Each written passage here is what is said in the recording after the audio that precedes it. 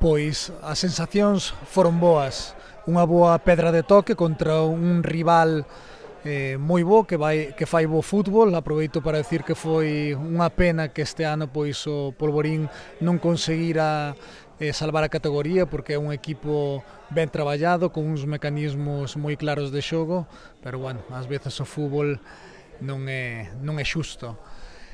Comezamos ben o partido, entramos moi ben no partido, pouco a pouco o Polvorín se foi facendo co dominio do partido. Creo que unha primeira parte bastante igualada, na que eles conseguiron meter 2 goles, pagamos aí 2 erros dos que debemos aprender para seguir dando pasos adiante.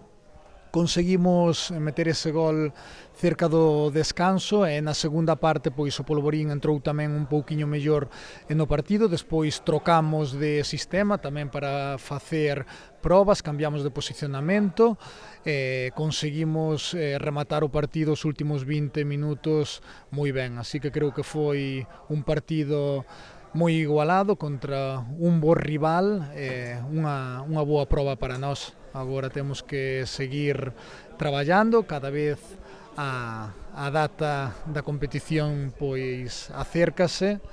Esperemos, como sempre digo, poder estar á altura e seguir traballando.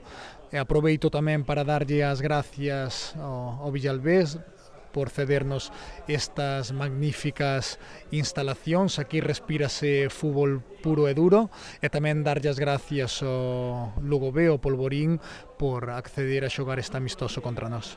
Ben, a verdade é que era un partido complicado, viñamos con moitas baixas, pero solventámoslo ben.